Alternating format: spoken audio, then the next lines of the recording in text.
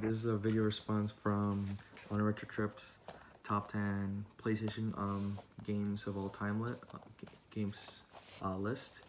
And just be aware, he's a British YouTuber who does video games. Mostly he specializes in Sega, canceled video games, top 10 canceled video games for each consoles and other stuff, and games best games for each console, like obscure wise, such as the BBC and Amiga. But here it is. Here it is. I'm gonna go to the honorable mentions first. So first one is Einhander. This one's my favorite. Shoot 'em up on the PlayStation on the system. Surprisingly, this was made by SquareSoft, which they make they're kings of RPGs. What I like about this game is it's its 3D animation and its music. The gameplay is like Grandia's, but it's different. But mostly you can edit your weaponry. Well, you can choose your ship, but you can also it's a simple gameplay. You choose your ship and then you shoot enemies to gain power-ups such as a machine gun or a sword. So I like about this game. Another good shoot 'em up is R-Type Delta. This is, in my opinion, one of the best in the series. So, yeah. Another one is Threads of Fate. This is an action platform RPG. Has a good story and humor. Two branching storylines based on the two characters, but there's one game that better than this, so you'll see. Up next is Mel of Honor. Partly this was close being in the top 10, but there were some flaws with this game. This one is really good. The first one's really good. It's level setting and its music were good. The only problem is just the controls. It's wonky, even for a Ps1 console, but it's not that bad, so I rated that high. Not like top, like in the hundreds or some sort. Lastly, honorable mentions. This one's probably the closest. Probably top 11 is Metal Gear Solid. It's a classic for everyone, but for me, I think it's just more on a story.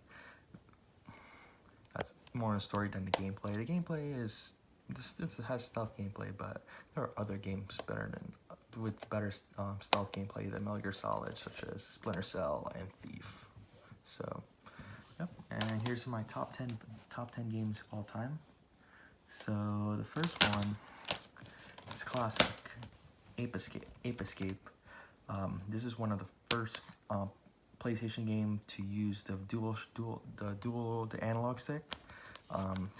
As a gameplay mechanic, for example, rowing and catching monkeys, and it's more like a completionist game, but you can actually beat the game without collecting all the monkeys. But if you do collect all the monkeys for each level, you get to face the final boss, which is Spectre. So, yeah, classic game. Second one is Mega Man X4. Second one is Mega Man X4. This is actually one of my favorite iterations in the Mega Man series because it has its anime openings, anime cutscenes, but you can also play X and Zero, and I like the graphics in this game too. So yeah, it's not that bad, but it's also the game's kind of sad later on in the game, so mostly for Zero. So I like this game. I like this Mega Man game. Sorry. Next on our list is Wild Arms and Wild Arms 2. Both are good in the series. I couldn't tell which one was the best. Both had good.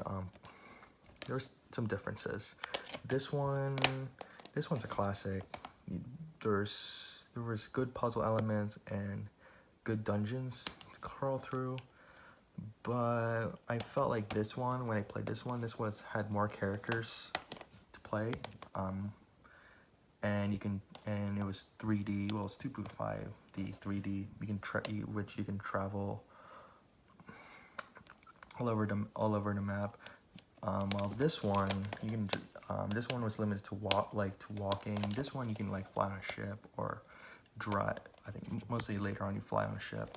So, but both of these are great. To be honest, good music, good gameplay, gameplay mechanics. So yeah.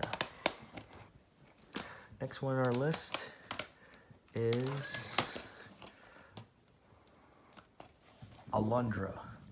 This one is very underrated, and it's actually very good. It's a Zelda-like game. Actually, I'm gonna take a step back.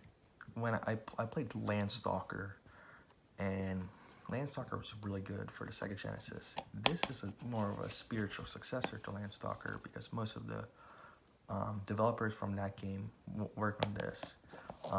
One thing about this game is very challenging gameplay-wise, either it's action or the puzzle gameplay, and not only how hard it is, but it's also hard to pay attention to what items you're getting, because if some items you miss, you will never get it back. You cannot get it back, and there's gonna be some areas where you're gonna need to get items before you meet a certain place. So this one's very hard. Also the jumping, because it's isometric. So and for everyone, give this one a try. But another game that's on our list is Rayman. This is one of my favorite PS1 platformers. Well, it was also on the Saturn, and also on the Atari Jaguar, and also on the Game Boy Advance. But Rayman is a good platformer. When one take, it's hard. That's the only flaw. It's the challenge is very punishing. I already said that in my previous PS1 update collection video, but that's just a weak flaw because it has a good gameplay and good music. So, and also one of the earliest PS1 titles. Well, not launch, but one of the earliest. Up next is Brave Fencer Musashi. This one I've been playing recently, and I like everything about this game. The gameplay mechanics, the setting. When I first saw this, I thought it was Goemon, but it's actually more of a take where you play Musashi, a samurai who travels to the medieval world, or steampunkish medieval world, and you gotta help fight this one group, some sort that's like harnessing all its powers. It's really good. Good gameplay, good music, especially good. It has a good story and humor too. So this was more like kid friendly, as all ages. So I prefer this over the PS2 sequel because of its humor. So yeah. Next on my list is Grandia. This is one of my favorite PS RPGs on the PS1. This one, it's like Uncharted, but with RP. It's like take the Uncharted, the Uncharted, but you have a group of kids trying to find this lost civilization and race against time from this one evil army because one of them wants to take power when they find the lost civilization. The music is good, the graphics are good, the gameplay is good. It has a different gameplay mechanic. Well, no, it's like similar to Lunar, but you have a light and heavy hits, and it's also the movement. But I like Grandia. This one's really good. And then this is gonna be the top three, last three. It's not in order, but this is gonna be my top three. First one is Clonoa. This is one of my favorite Rayman You have Prince of Fate and Brave Prince Musashi, and then you have the other ones, Pandemonium, Lomax. As well, this is one of my favorite platformers on the system.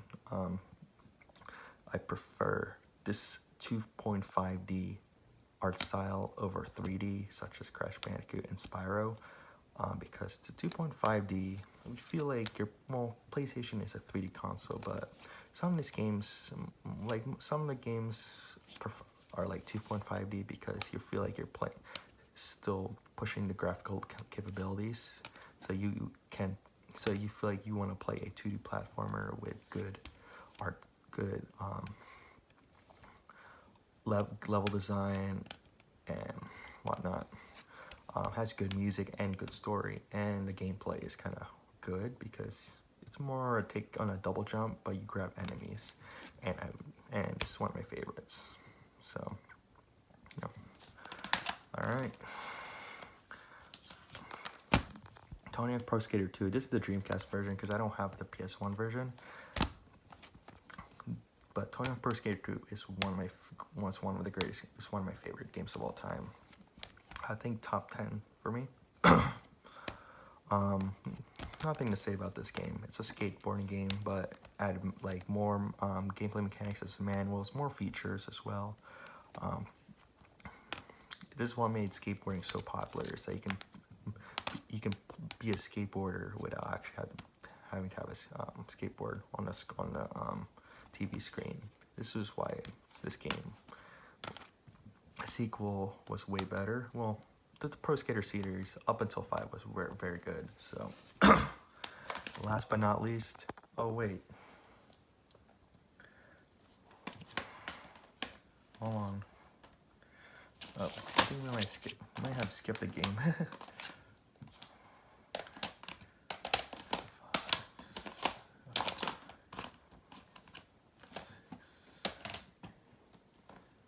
Ooh, I feel like I skipped the game. Well, we can do top. Well, there was one game I skipped. I feel like I skipped. That should have been in the top 10. That'll be top 11 anyway. So, Siphon Filter. This is gonna be somewhere in the top 10, but I don't know where. Probably top 5 or bottom top 10. But Siphon Filter is really good. Third-person shooter. It's a good third-person shooter game. Story doesn't. I don't mind with the story, but the level design and the gameplay is really good. Also, well, not the multiplayer, because the first one never had the multiplayer. So, but the third-person gameplay is really good. The only hard part about it, the only thing is it's kind of difficult to play.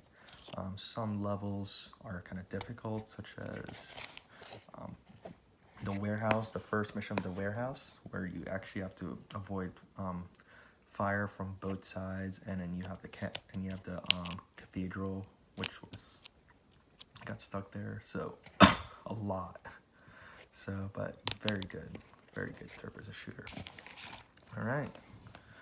And this is it. Kind of surprised, is it? Well, most of my top 10 PS1 games dominated by platformers. So, and there's only 2 RPGs. So, and surprisingly, no Xenogears, no Final Fantasy, no Chrono Cross, no Lunar, not even Valkyrie Profile. Just 2 RPGs I like, with the Wild Arms series and Grandia.